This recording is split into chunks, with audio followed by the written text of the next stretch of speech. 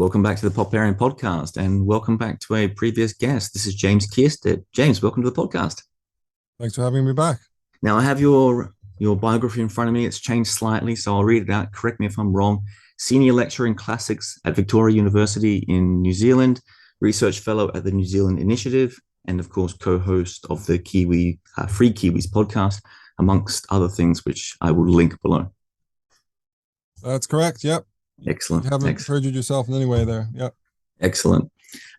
Before we get started, how is the Free Kiwis podcast going? Because it's something I do listen to. I wish I could get to it more than I do.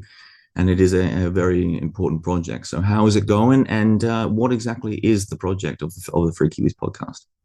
Yeah, thanks. Well, the Free Kiwis podcast was basically just created because we wanted to sort of move into the space of free speech, because we felt that free speech was under attack in New Zealand, as in other societies, especially Anglophone societies, I'm sorry to say.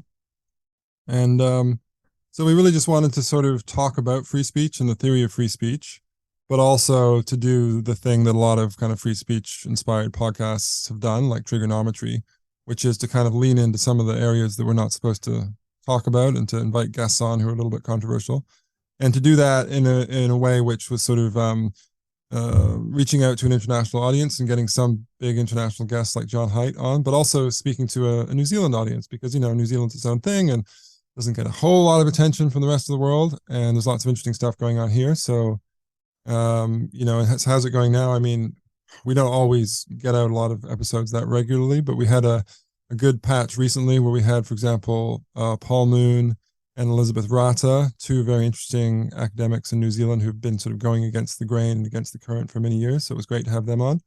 And we also had Jonathan Eiling, who's the chief executive of the New Zealand Free Speech Union, who has also been sort of fighting the good fight on the free speech front. And that organization has just come out with a ranking of New Zealand universities, which is intended to be annual, a ranking in terms of how well they perform on free expression, how well various universities in New Zealand, there are only 8, are performing with regard to, you know, things like deplatformings and getting academics in trouble for saying supposedly naughty things. And I'm pleased to report that my university, Victoria University of Wellington, came top of the first annual free speech ranking. So we got an A, and I think the worst performing one, I think that was Auckland University of Technology. They got an F. So I'm feeling quite pleased about that. Now, I saw your tweet on that, actually. I watched that. Other than your university, it felt like there's a fairly atrocious drop-off after that to the others. That's right. It's because we're so much better than everybody else. And I mean, on a serious note, like, I do think we have some people at the top to thank, like the outgoing Vice Chancellor Grant Guilford, who can be criticized on some ways in several respects. I mean, he tried to change the university's name, even though it was clearly not popular. And then he kind of tried to go through with it almost by stealth and just kind of make the word Wellington bigger on signs. So there's some differences I had with Grant Guilford, but on this issue, I think he's actually been very sound. And I think that helped a lot. And that was one of the big reasons why we got an A at Vic. And yeah, I mean, as for the rest, it is a fairly steep drop off. There have been problems in New Zealand universities with free speech. I mean, there's always a question of, you know, how deep these go, and you know, whether these few episodes of deplatformings reflect anything deeper. But and we're trying to sort of gather more evidence on that, both the Free Speech Union and Free Kiwis. But yeah, there have been episodes. You know, Don Brash, the former National Party leader in New Zealand, National Party being the main centre-right party, he was deplatformed from Massey University, and it emerged after that the Vice Chancellor had actually deplatformed him because of disagreement with his political views, even though she gave another reason at the time. And there have been several other instances of deplatforming, especially around the issue of transgenderism and talking about gender theory. And so in some ways, it's not a surprise that all the marks haven't been top marks. They haven't all been A's. But hopefully this is going to be one of the levers, one of the mechanisms by which civil society in New Zealand and the New Zealand public as a whole can sort of reassert itself and say, no, like we are paying for these universities. We want these universities to be part of a flourishing liberal democratic culture, and we're keeping a watch on you guys and trying to make sure that you're accountable in this regard. So just before we do get into your article, which I've got in front of me here, do you see the New Zealand universities as important, a lot of culture that we currently see in places like America right now? or is it an organic kind of social justice movement? Well, that's a big question about the whole social justice movement in the Anglosphere. I mean, where does it come from? It seems to come out of the States more than anything else, I would say. It seems to come out of elite American institutions. So then you get this other question of like, is it itself kind of predicated on the postmoderns who came out of France initially? You know, you can read Lindsay and Pluckrose's book on that. But no, in New Zealand, I think people like to say in New Zealand, we're always kind of 2 or 3 years behind everybody else. It used to be kind of 10 years, maybe with the internet, it's like a year or two. But I think it's pretty clear that we are maybe a year or two behind also on this big wave of social justice stuff. And it does take a different form in New Zealand. And I don't want to leap to the conclusion that it's exactly the same as it has been at its worst in America, like Evergreen State or something. And as I say, we're continuously here, both at the New Zealand Initiative and just with my colleague and friend, Michael Johnston. We're trying to continually trying to gather more evidence about, survey students about how they feel about free speech, survey academics about how they feel about free speech. But a lot of the problems seem to be similar. A lot of the issues that people seem to have trouble speaking about at universities seem to be the familiar ones of, gender, race, and sexuality, and things like that. Let's launch into your article then. And of course, I'm going to link it below. It's called The Limits of Toleration. And I do encourage people to go and read it for themselves. So it starts with a cartoon, and it starts with a small description of, I guess, Popper's, certainly, I think, his most popular, at least in terms of it being sucked into public opinion and public interest, his most popular I guess, statement or phrase, or I guess it's just an end note as well. So as a very early beginning here, what is this paradox of tolerance that we're going to talk about today? Okay, well, the paradox of tolerance is basically the idea that if you tolerate everything, then eventually tolerance itself will suffer. The idea is, let's tolerate everything. Okay, we're going to tolerate you vaping. We're going to tolerate you drinking. We're going to tolerate you having various, getting up to various things sexually, that's fine.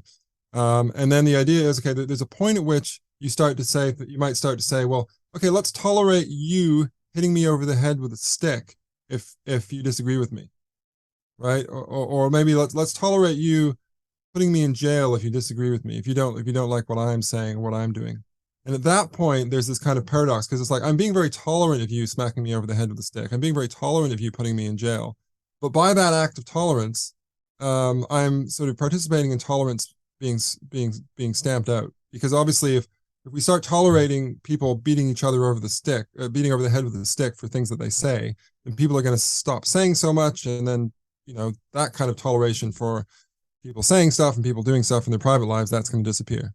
That's the basic idea. And I can even read you, because I printed out my article, but I can read you what Popper's formulation is. Yeah, please do. Yeah, because this is actually, I know it's not great in podcast to read out too much, but this is a crucial footnote.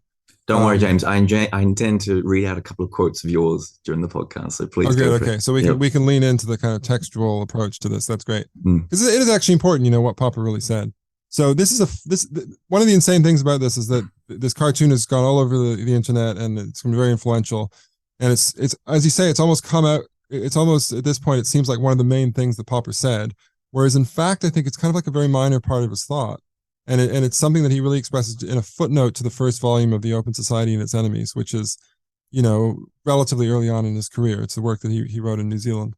Okay, so what he says in this footnote is, he in the main text, he's just talked about the paradox of democracy, which we'll leave to the side. He says, less well known is the paradox of tolerance. Unlimited tolerance must lead to the disappearance of tolerance. If we extend unlimited tolerance even to those who are intolerant, if we are not prepared to defend a tolerant society against the onslaught of the intolerant, then the tolerant will be destroyed, and tolerance with them. Okay, I'm just going to pause there, because that's the stuff in the cartoon. This famous cartoon, which maybe you can link to, which is all over the internet, basically stops there and then sort of says, okay, so what Popper is saying here is that we ought not to tolerate the intolerant, and then they take intolerant here to mean something very broad. Like, I think it's generally, this cartoon is used by the left at the moment. And it's generally taken to mean, so if you're kind of anti-immigration, or maybe you're pro-Brexit or something, you ought not to tolerate those people. To be fair to that left, I think this cartoon also was shared a lot in the aftermath of the sort of genuinely white supremacist parade that happened in I think Virginia right after Trump was elected, where there were some people who probably were intolerant in the sense Popper meant it, i.e., they were threatening violence. But I also think it's been used more broadly, just to say we shouldn't be tolerant of people with ideas we might label intolerant. And then so I pause there, and then I'm going to go on. This bit is not in the cartoon. Popper goes on immediately. He says, in this formulation, I do not imply, for instance, that we should always suppress the utterance of intolerant philosophies. As long as we can counter them by rational argument, keep them in check by public opinion, suppression would certainly be most unwise. And then he goes on, but we should claim the right to suppress them. He emphasizes the word right there. We should claim the right to suppress them if necessary, even by force. Right. So then again, you might think, okay, well, he's saying that we should claim the right to suppress intolerant philosophies. But note the tone here. We should claim the right to suppress them. It's not like, we should have that as a first option, as something that we're thinking of every time someone says something we might think is intolerant. We should immediately reach for this tool. No, it's like we should claim the right to suppress them if necessary, even by force. For it may easily turn out that they are not prepared to meet us in the level of rational argument, but begin by denouncing all argument. They may forbid their followers to listen to rational argument because it is deceptive, and teach them to answer arguments by the use of their fists or pistols, right? And that's also something that's not in the cartoon. For me, that's a really crucial bit, that reference to fists and pistols. What he's saying here is that the people we should not tolerate are the people who resort to violence in this very direct sense. They will punch you in the face or they will shoot you, right? They're not people who just are kind of robust arguers. Those people Popper thinks we should tolerate. And then he says, this is the last bit of the important footnote, the important section of the footnote.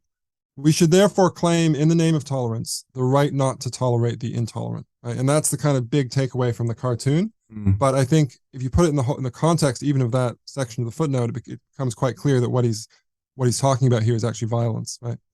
This is the final sentence of this section of the footnote. We should claim that any movement preaching intolerance places itself outside the law, and we should consider incitement to intolerance and persecution as criminal. In the same ways, we should consider incitement to murder or to kidnapping or the revival of the slave trade as criminal. Okay, again, I'm laughing a little bit because it's sort of that bit actually kind of gives away a little bit in his position, right? He's saying movements preaching intolerance should be placed outside the law. But again, I think in the context of this section of the footnote and of his writings as a whole, what he really means by movements preaching intolerance is really the Nazis. Like, and this becomes quite clear. The Nazis, or like revolutionary socialists, this becomes quite clear when he reflects on his biography, his past, and how he came to these positions.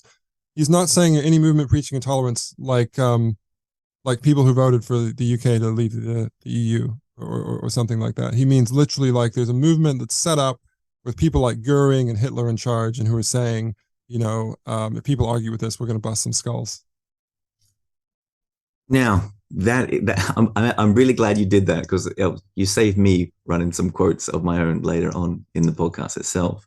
And there's a lot of different phrases in that, as you were saying, things like necessary and things like that, where I'm sure people are thinking, well, what exactly do you mean by that? And we're going to dig into those. But I have to just let listeners know, and I'm going to get you to explain this.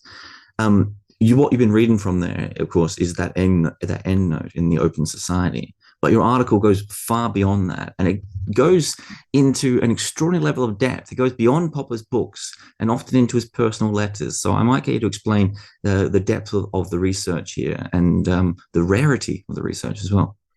Yeah, thanks for giving me that opportunity, because that actually reminds me that this is a co-authored piece, and this piece could not have been written without Brian Boyd, who is a wonderful writer and intellectual in the English department at the University of Auckland. And he's most famous for a biography of Nabokov. But he's now, I'm very excited about this. He's writing this biography of Popper, and he's been working on this for some time, and he's been delving deep into the various Popper archives around the world. And so I actually just had this email exchange with him on something else, and I said, yeah, I never thought that they got this cartoon right about Popper. I'm pretty sure it's wrong based on this thing in the Open Society. And he said, he replied with this email with, half a dozen really interesting quotations. And so I replied to that, I think, and I basically said, give me everything you've got on Popper and intolerance. And then I got this like I don't know, 5 or 6 page document where he'd meticulously typed up all the mentions of tolerance and intolerance in Popper's works. And that includes essays and one-off lectures that Popper gave later in his life. And it also includes, as you say, personal letters where he actually returns to the topic of intolerance several times. Even though I should say, as a kind of caveat to this whole podcast and to this article and to this whole topic, it's kind of ironic that there's so much attention on Popper on tolerance, because even though I think he's put his finger on something interesting here, I don't think he had a fully worked out theory of the paradox of toleration or of toleration itself. I think he had some general lines of thinking on this, which are kind of good ones and useful ones to think about. But I don't think it's like a fully worked out theory of a sort which would satisfy a philosopher. Having said that, it's still very useful to kind of to give a full sense of the way he was thinking about this problem, just to show that it really wasn't the way that the cartoon presents him as thinking about this problem. I'm going to run a quote just based on what you said there. This is a 1978 letter that he wrote to the editors of Routledge Publishing, and they're trying to republish some of his books, or at least some of his work. And he writes back saying, I give permission to this. And this is the quote. He says, as long as you include this, and he says, less well known, so beyond that paragraph, he says, I want to be clear that this is proposed by me only incidentally and not as my main argument, not as my main statement about tolerance. Yeah, that's right. So this is really interesting because Rosalind Hall at Routledge was basically trying to reuse this sort of paradox of toleration thing, kind of like it's been used in this cartoon.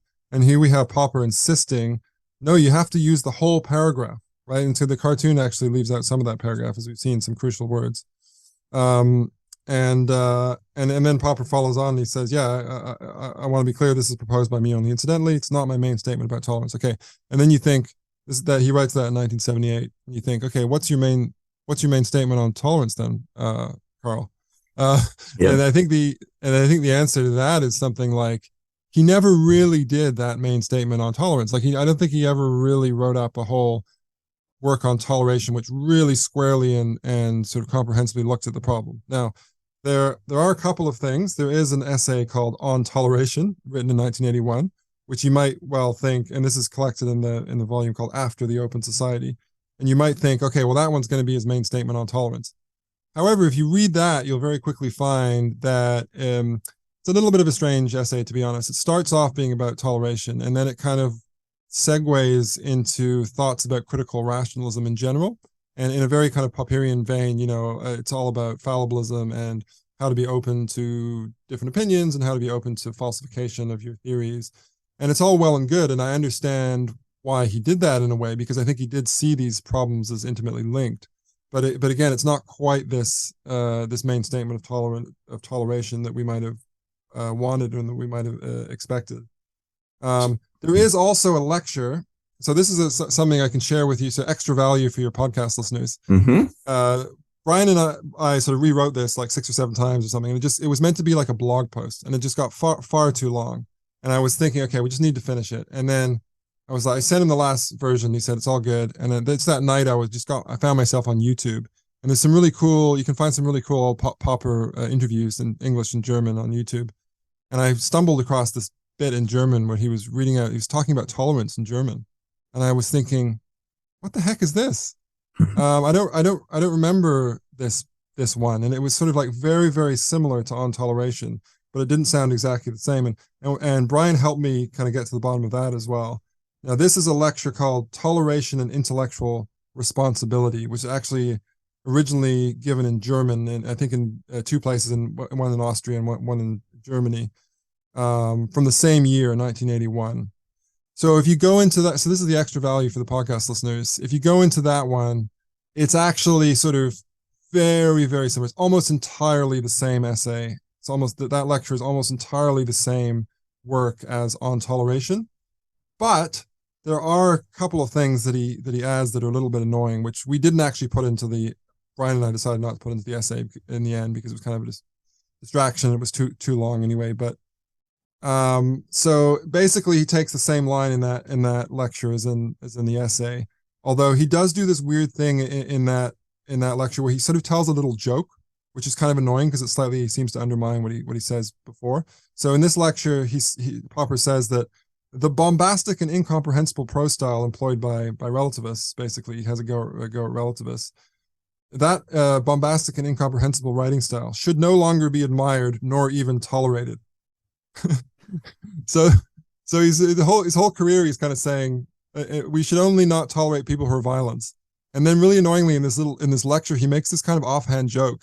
We should only not tolerate people who are actively violent. Oh, and people whose prose style is really bad and annoying. And I just think you can't possibly mean that seriously. Like, I think that must be a joke. Yeah. Even though he does sort of go on to say in the same passage, he says, well, there is a thing about relativism, thoroughgoing relativism, which is that it might lead to anarchy, here I'm quoting, to anarchy, to unlawfulness, and to the rule of violence.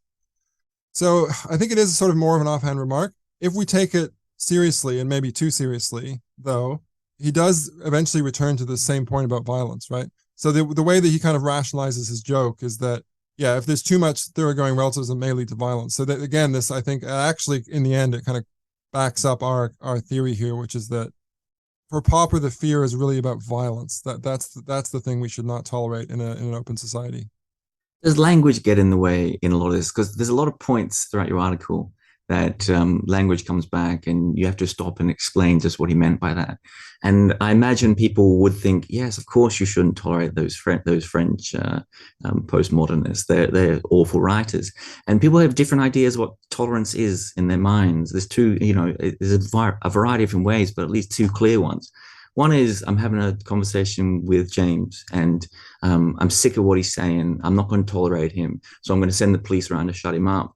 And the other one is simply, I'm not going to tolerate James, so I'm going to dismiss him, walk away, or just refuse to listen to his arguments in a way. Yeah, that's right. I mean, there's a very kind of casual sense in which you can say, the Wallabies performance, the All Blacks performance was just intolerable. This scrumming, I just couldn't watch it. Or, this music is just intolerable. It's so annoying. Obviously, we don't really mean that you're going to go lock up the Wallabies scrum, or you're going to put some heavy metal band in jail because the music was bad. So I don't think that's what Popper's talking about ever really in his writings on tolerance, except for that maybe this one passage I just read out when he's talking about the sort of intolerable prose of these postmodernists or these relativists. For the most part, he's clearly, I think, talking about kind of the limits of the state, the state imposed limits of civil society, how you structure the open society. And I think that these cartoon people, the people who are putting around this cartoon on social media, I think what they were sort of pushing for is, well, maybe some of them would want to kind of arrest people who they saw as alt-right or whatever, but I think also some of them would be keen to censor them. I think that's really one of the main threats to free speech in our age, is this sort of censorship on social media and other fora. So I think what they were trying to use Popper to say is, these people have intolerant views, so let's not tolerate them being expressed. And I think, that is sort of in the realm of what Popper was talking about. But as I say, I don't think that he would have been down with that. I think you look at his writings as a whole, the emphasis is very much on let's try and be open to views of all sorts as much as we possibly can, even the views that we might deem dangerous or distasteful. And if it's clear that a certain group of people want to use violence to press their views, then as a last resort, we might consider using the coercion of the state. Let's begin talking about why tolerance is important then. And the first point that runs into your argument here is the question of pluralism. So why is tolerance so necessary for this? Yeah, okay, so basically the idea is, we have an open society, and in an open society, people can pretty much do what they want, and they're going to be different types of people, and they're going to be different faiths, they're going to be different, hobbies, people are going to want to live their lives in different ways, they're going to have different sexualities, all of these things. And so it's really difficult to have an open society like that with an absence of people like getting in fights all the time, and sometimes quite serious fights, and persecuting each other, if you don't have some kind of a rule of live and let live. But I mean, and that I think is sort of the essence of liberalism, and it's the essence of what Popper saw as the open society. And there's a second point that runs from that. And this one runs back to Popper's epistemology. And that is a very important aspect of this. And I believe he quotes Voltaire as to help him out here. But this is that the importance of toleration comes back to fallibilism, that we are all wrong and we're all likely to be wrong all the time. and therefore we need to tolerate other people's ideas because they might be right and we might be wrong. That's exactly right, and it's a lovely quotation that he takes from Voltaire's entry on tolerance in his philosophical dictionary, 1764, which runs, to use Popper's own translation, "What is tolerance? It is a necessary consequence of our humanity. We are all fallible and prone to error. Let us then pardon each other's follies." It's a lovely little quotation from Voltaire. And in fact, and Popper loved this quotation. In fact, I've quoted, we put in 2 references in the article to places where he's used this, but there's even more out there, actually. And in that German lecture that I found, he uses this quotation again. So this Voltaire quotation is this kind of go-to thing for thinking about the nature of toleration. And as you say, he likes it partly because it puts this emphasis on fallibilism. Everyone makes mistakes, so we have to tolerate each other's mistakes. On from that, down the bottom here, and this is you and not Popper writing this. I think this is actually quite good. And you call it an antidote, which I think is a good way to talk about it. You write, if toleration is this desperately needed thing for the scientific method, then who is its enemy and what is it an antidote against? So I might turn that over to you and get you to explain what this is, what this operates as a bulwark against. I can't really see now where I put that it's an antidote, but I suppose it's an antidote to certainty, right? It's an antidote to kind of millenarian certainty that you're right. And, in this context, I think he kind of criticizes Martin Luther.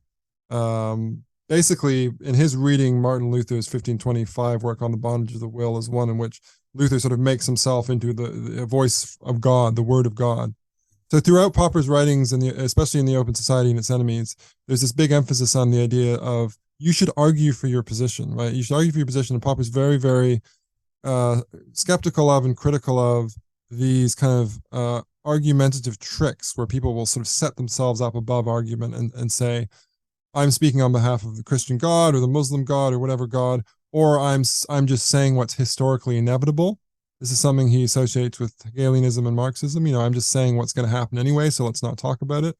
Or in a Platon, in the vein of Plato, you might say, well, I'm saying the absolute truth. I've glimpsed the form of the good or whatever it is, so I don't have to kind of get down and dirty with the sort of politics of the day. I'm just going to sort of derive from axioms, what the truth is. So all of these things, I think, for Popper, they're sources of essentially fanaticism.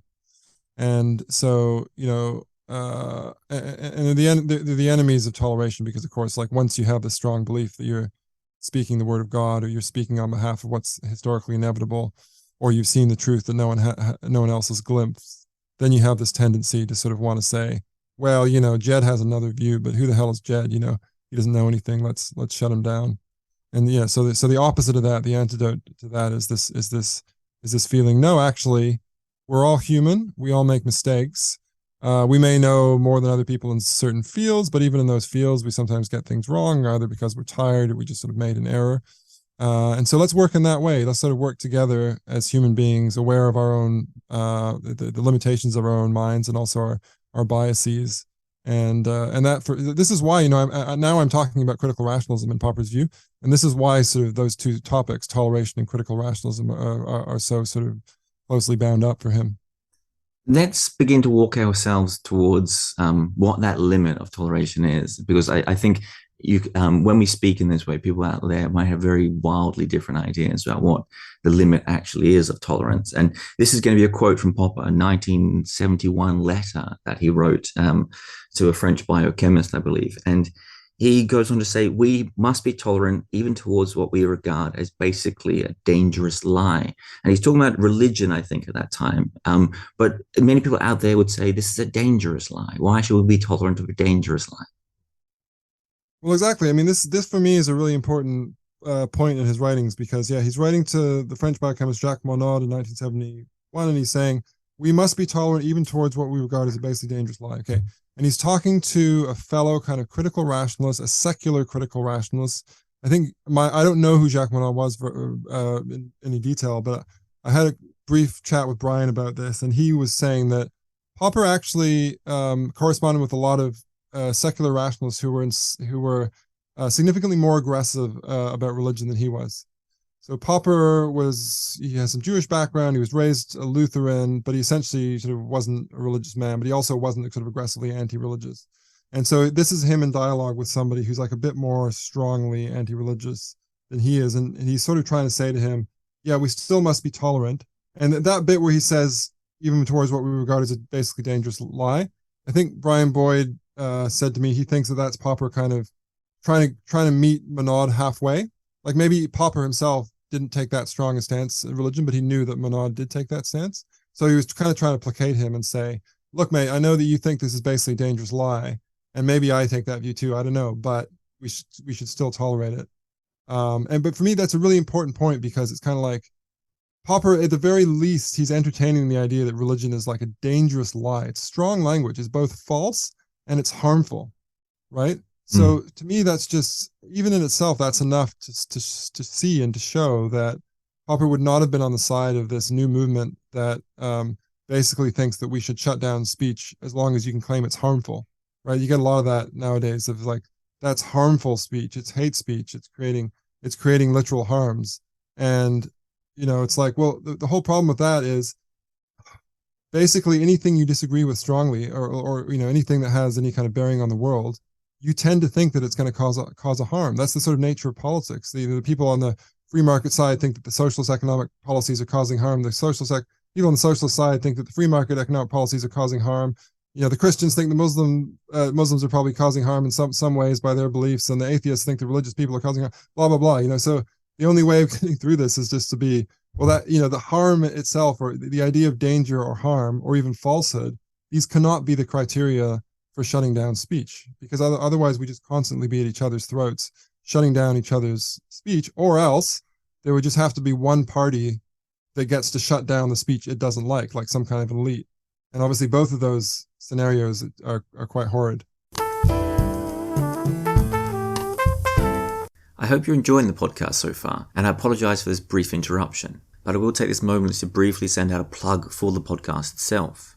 The Popperian Podcast is something that I've been planning for quite a while, and it's something that I want to keep running month to month. But to do so, it's going to need your help. If you're willing or able or interested, please go to the links below the podcast and support us however you can. It will be your help as listeners that keeps the podcast going and keeps the content coming out, and I thank you in advance. And with that said, we will now return to the second half of the interview. Thanks for listening. What about irrationalism? And again, this is from a letter and a lecture that you quote in the article. And he quotes, I think this is from the letter, a 1973 letter, and he says, we must not become dogmatic and church-like ourselves.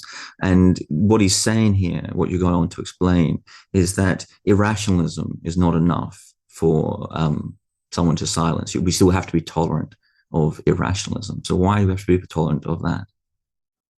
Yeah, I mean, so this is again, he's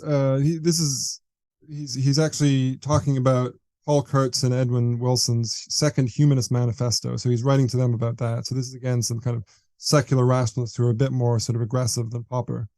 And so I think that the point is just basically that, irrationalism. He doesn't say this, but my sense is that he probably thinks, who gets to describe irrationalism? That's definitely one problem that you have to deal with, right? So how do you tell when something's a lie and when something's not a lie? But what he actually says is a tolerant society must tolerate irrationalism as long as it is not an aggressively intolerant brand of irrationalism. And I think that's interesting because it brings us back to, one of the main points we were trying to make in this essay is that Popper's main worry here was actually violence. And so here you have the language of aggression. And we briefly kind of studied his use of terms like aggression, because it's kind of like a step up towards his sort of more explicit language about violence. So the first thing Popper gets sort of worried about in some of these cases is, this sounds too aggressive, But again, it doesn't seem to be the case that when he's talking about aggression, he's just talking about like someone having an aggressive tone. It seems like these cases when he's talking about aggression are kind of, as I say, like one step down from cases where people are talking about literal violence, like physical violence. So anyway, so we can tolerate irrationalism as long as that's violent, is not violent or aggressive, just as we should tolerate, anything as long as it's not aggressive or violent. What about inside a democracy? I think we'll come back to democracy later on, but what is the danger within a democracy if it begins to tolerate intolerant people? Well, okay, so this gets us to the limits of toleration, and also in Popper's own life. So the problem for a democracy, and this is why he wrote about the paradox of toleration in the first place. So his serious worry was, if you have an open society, a liberal democracy, there are people that you don't want to tolerate, but they're kind of very, very extreme and kind of quite rare and narrow set of people. Unfortunately for Popper, and unfortunately for the world in the early 20th century, there was one of these cases of these groups in Germany and Austria in the 1930s, and these were the Nazis. So I'll actually read a little bit of this autobiographical passage, but not just the Nazis. Is interesting as well, because the Open Society and its Enemies, it's not just an anti-far right book, it's also an anti-far left book. And Popper also had some experiences with extreme radical socialists that also convinced him that violence on behalf of social change shouldn't be tolerated. So then Popper says, I shall never forget how often I heard it asserted, especially in 1918 and 1919, that capitalism claims more victims of its violence on every single day than the whole social revolution will ever claim. And I shall never forget that I actually believed this myth for a number of weeks before I was 17 years old, and before I had seen some of the victims of the social revolution. This was an experience which made me forever highly critical of all such claims, and of all excuses for using violence from whatever side. I changed my mind somewhat after Goering, after the Nazis had come to power by a majority vote, declared that he would personally back any stormtrooper who was using violence against anybody, even if he made a little mistake and got the wrong person. Then came the famous Night of the Long Knives, which is what the Nazis called it in advance. This was the night when they used their long knives and their pistols and their rifles. After these events in Germany, I gave up my absolute commitment to nonviolence. I realized that there was a limit to toleration. So I mean, I think that really that's a crucial passage in understanding how Popper thought about these things. And I think, in some ways, the whole paper that we wrote was written against this cartoon, which I think sort of seriously misrepresents Popper's views. However, one thing it does get right is that I think foremost in his mind, even though he was also this point about radical socialists, foremost in his mind were the Nazis. And, obviously, because, he's a man of Jewish heritage, at least by the Nazi definition, and he has to flee to New Zealand to avoid not only serious persecution, but, the Holocaust is one of the most atrocious acts of genocide in human history. But notice again, like this is about long knives and pistols and rifles, right? That phrase is very interesting to me, because that takes us back to this endnote where he talks about fists and pistols, or fists and rifles. It also takes us back to that question of democracy there, which I just mentioned. And he talks about a party that conspires to abolish democracy. Democracies don't have no need to tolerate such a party. And of course, he's thinking about Germany in the 1930s. Yeah, that's right. So then the question is, like, we want to try and use Popper in the present day, to think about where the limits of toleration are.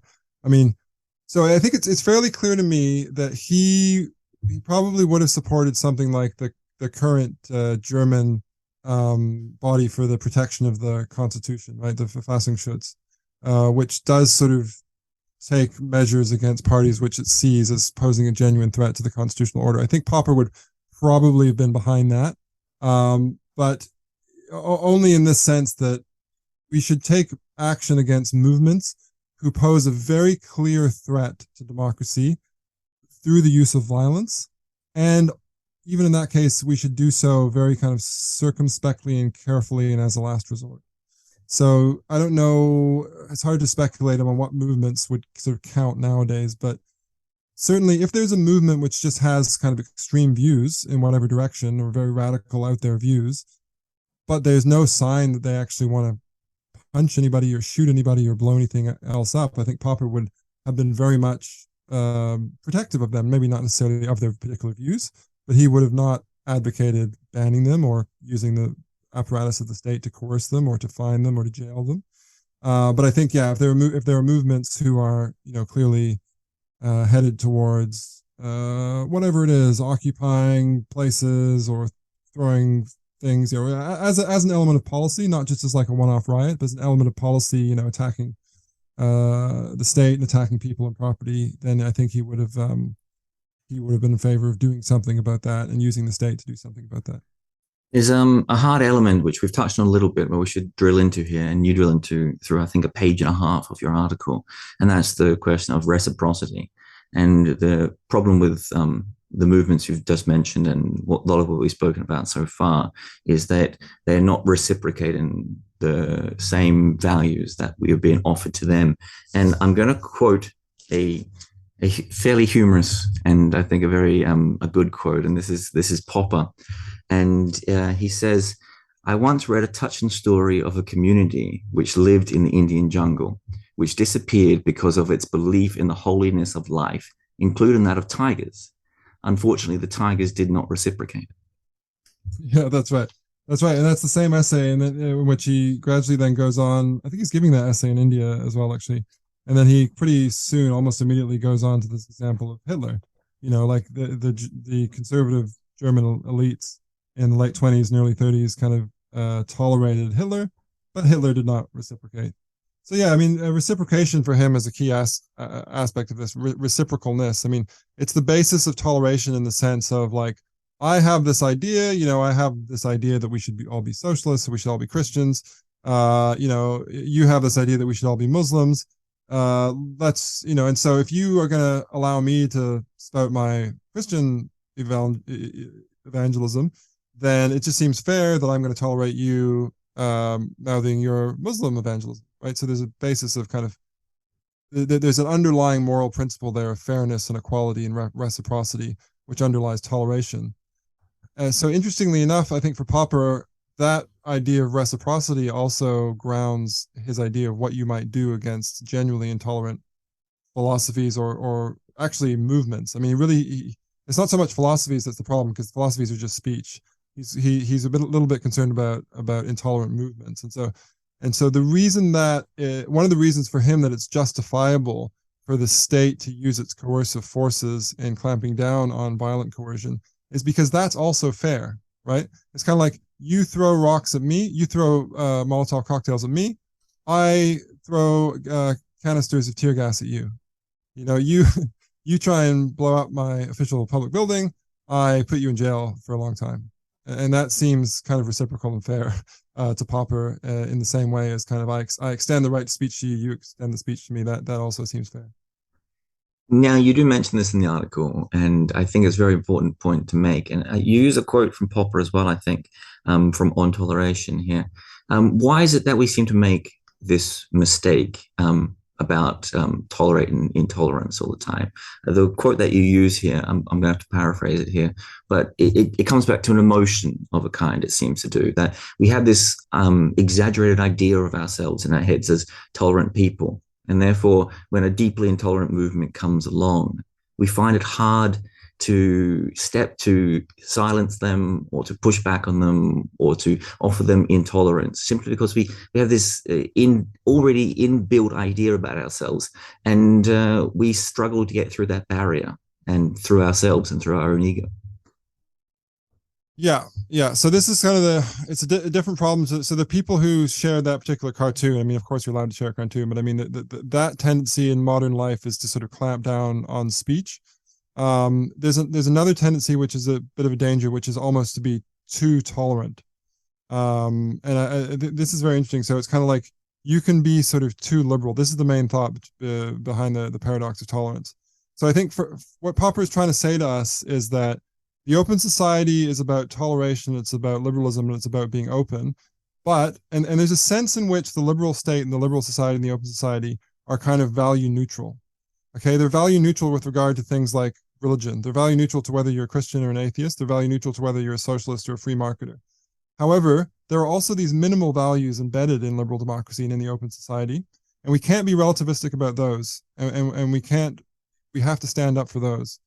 So that's the line. So, someone who says I'm a Christian or I'm a Muslim or I'm an atheist, that's fine. Someone who says I'm a radical anarchist or I'm a radical Nazi or whatever, and I'm going to, take violent action against the state. There may be this temptation on the behalf of like extremely good liberals, extremely kind of generous liberals to sort of say, oh, whatever floats your boat. But Popper is trying to remind us, no, there is actually a point in which we have to say no, because otherwise the whole project collapses. That's why it's a paradox in a sense, because it ends up kind of undermining the whole basis of liberalism. It is a difficult. Yeah, sorry, go on. No. So it's an interesting thing. So on the one hand, I think Popper's paradox of toleration, like he's trying to say we can't tolerate the intolerant, and he places the bar much higher than a lot of people on social media would put it today. However, he is also placing a bar there. He is also saying, yes, there is this point at which we have to clamp down on people. And then the big question is, what is that point? And here's where I think maybe he didn't have that fully thought out, but his suggestion seems to be that it's basically somewhere in the realm of violence. And that's a reasonably good working hypothesis, I think. A place to draw the line can be a tricky thing. And you mentioned earlier, I think and you got into it a bit, but I have to come back to it here. It's a very challenging part of his philosophy. And this is the quote that you used earlier. We should consider incitement to intolerance and persecution as criminal in the same way as we should consider incitement to murder or to kidnapping or to the revival of the slave trade as criminal. Now that gets people's the hairs up on the back of their necks and goosebumps on their arms, even if they are all for Popper until that point.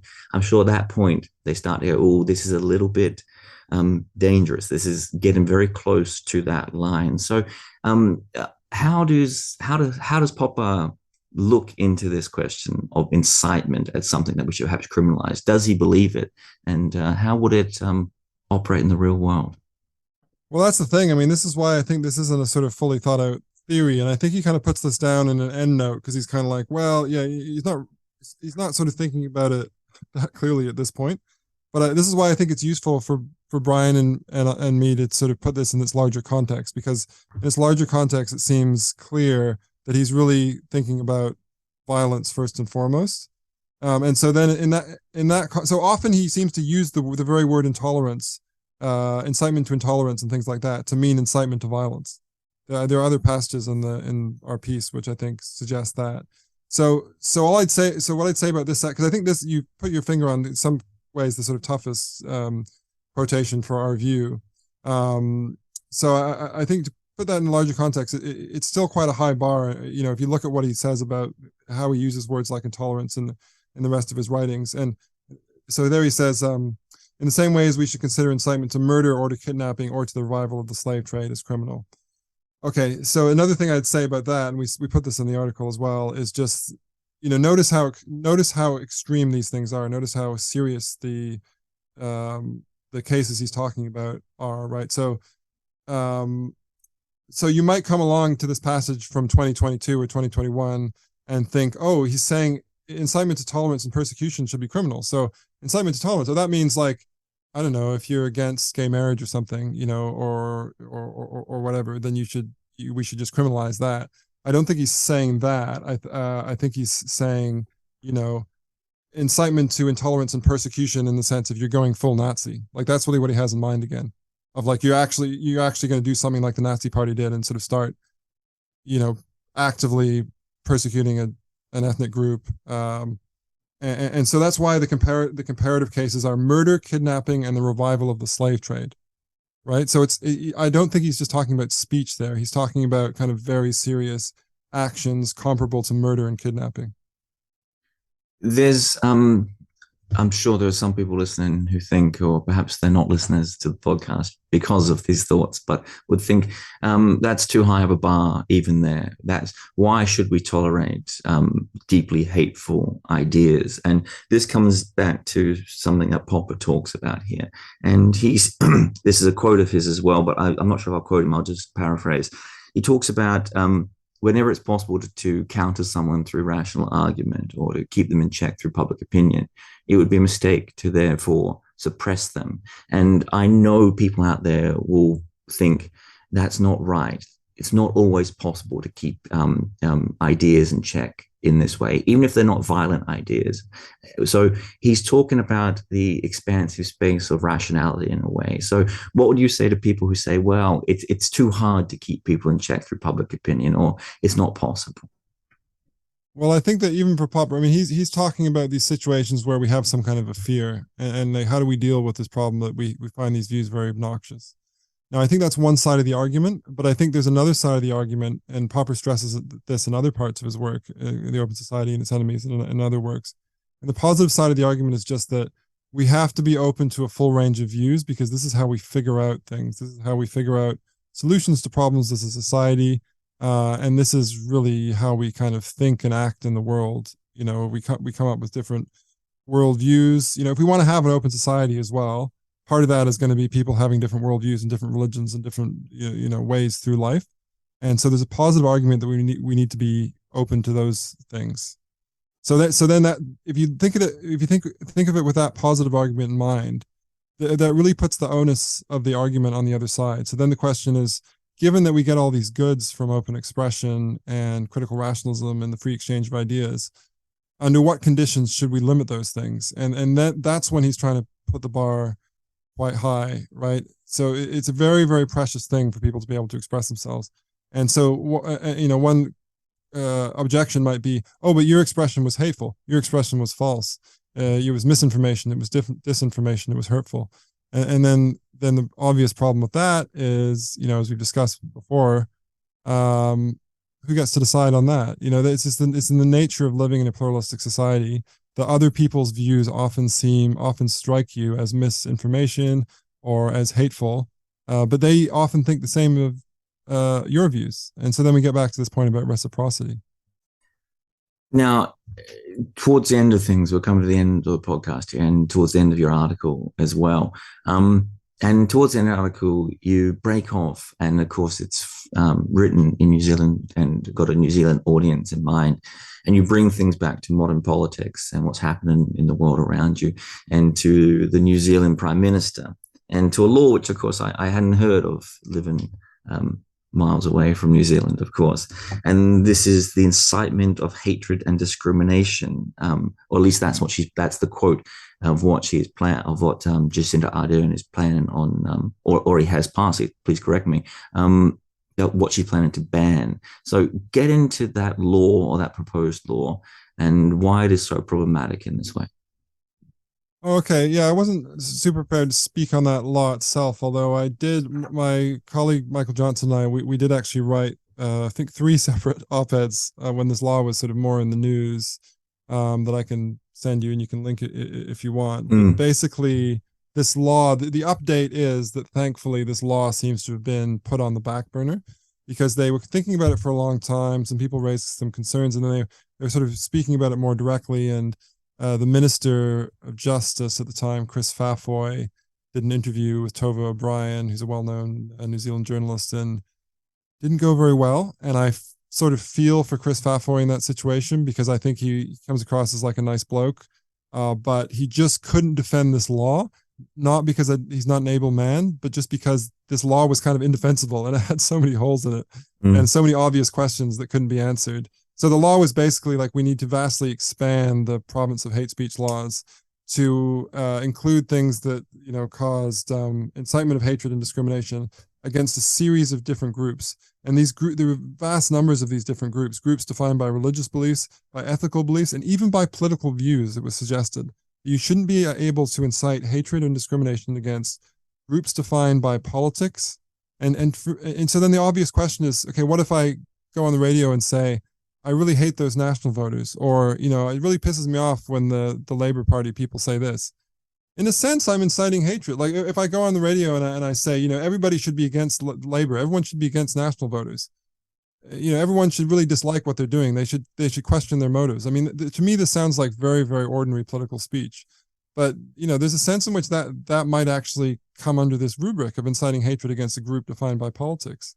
And Tova O'Brien, the journalist, actually asked Fafoy the question on air, which was just, okay, even suggest that groups defined by age should be involved in this. So, what about if millennials are hating on boomers for owning all the houses? having all the property stock. Would that fall under this law? And the minister really kind of, you can watch the interview on YouTube still, but he didn't really know how to answer this question. He kind of, blustered and kind of hummed and hawed.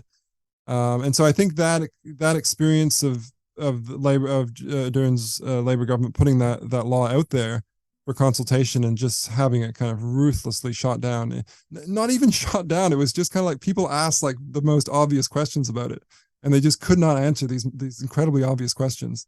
I think that sort of convinced them that they either need to think a lot more about this, or my preference would be just, this isn't really a place to go. You shouldn't really be in the business of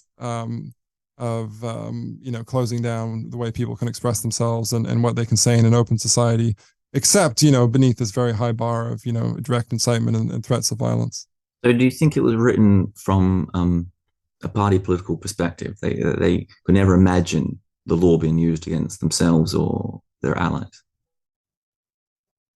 Yes, I mean, almost party political is too narrow. I don't think they were thinking we're Labour, it'll never be used against Labour per se. I don't think it was that party political, but I think that there have been sort of interesting sociological changes within our lifetime, and I think that there's a certain segment of society which is a bit higher up in the world and has a certain set of views, and they just think those views are correct, which in some ways I kind of sympathize, because there's the tendency of humans just to think the views that I and my friends have are the correct ones.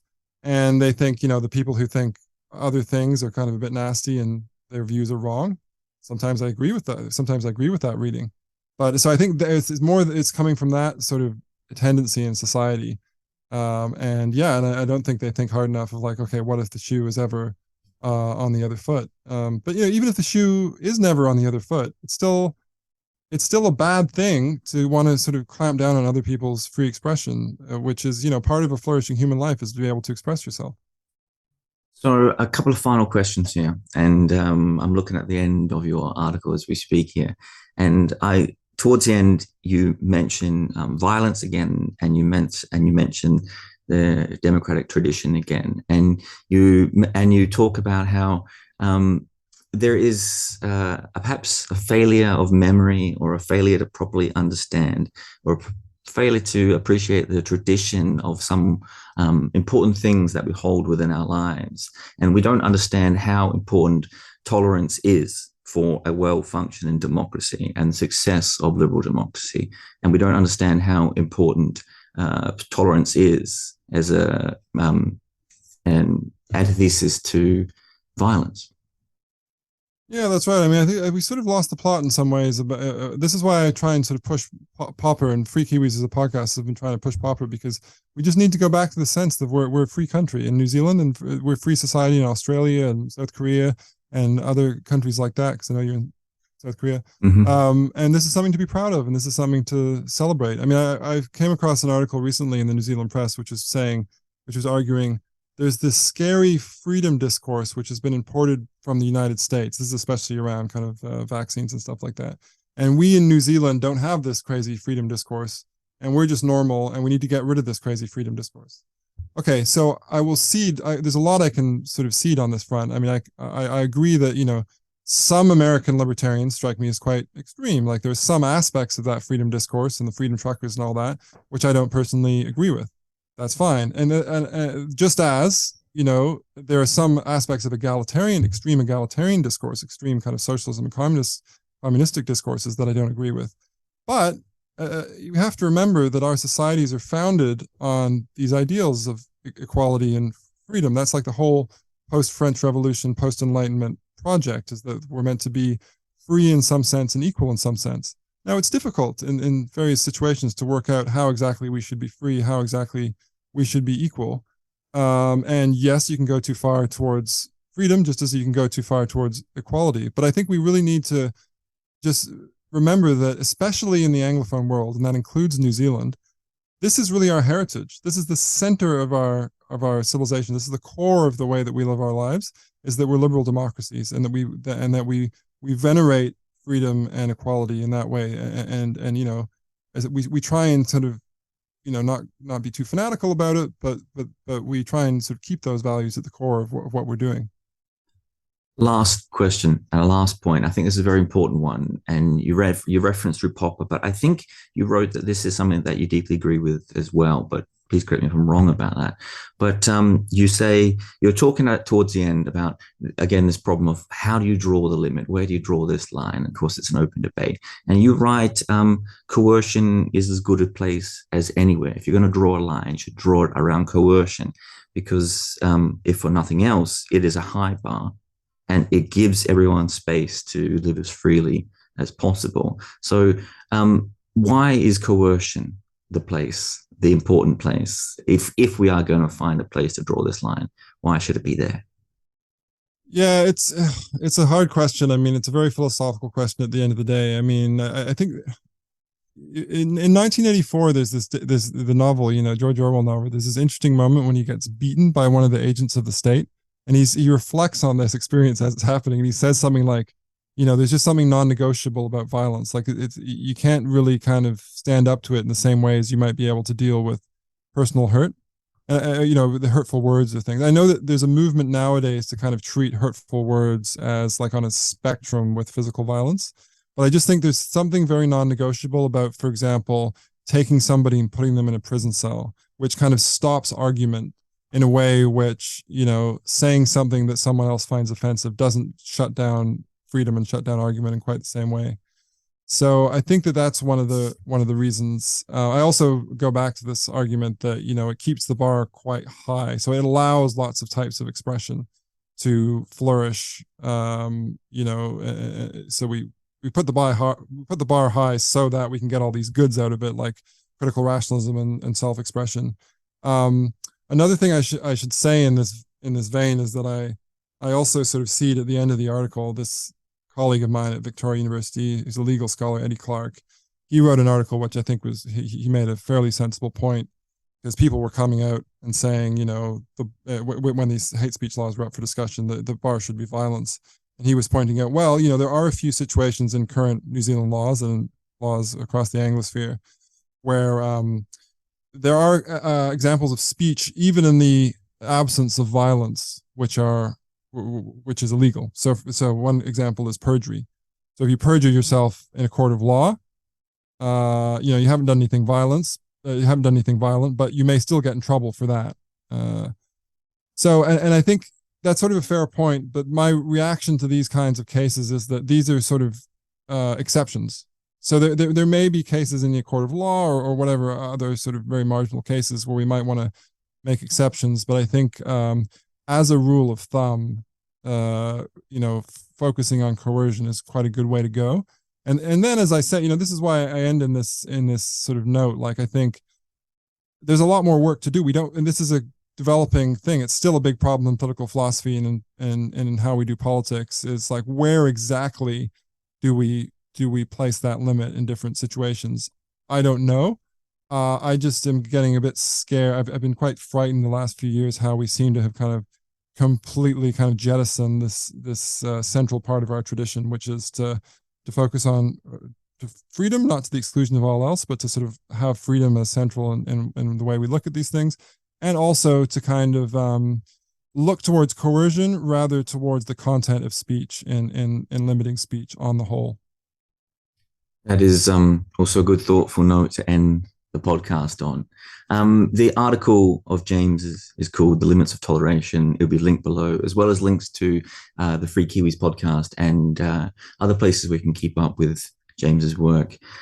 James Kierstead, thank you so much for your time. It's always such a pleasure, and I must have you back on again sometime in the future. All right. Thanks very much, Jed.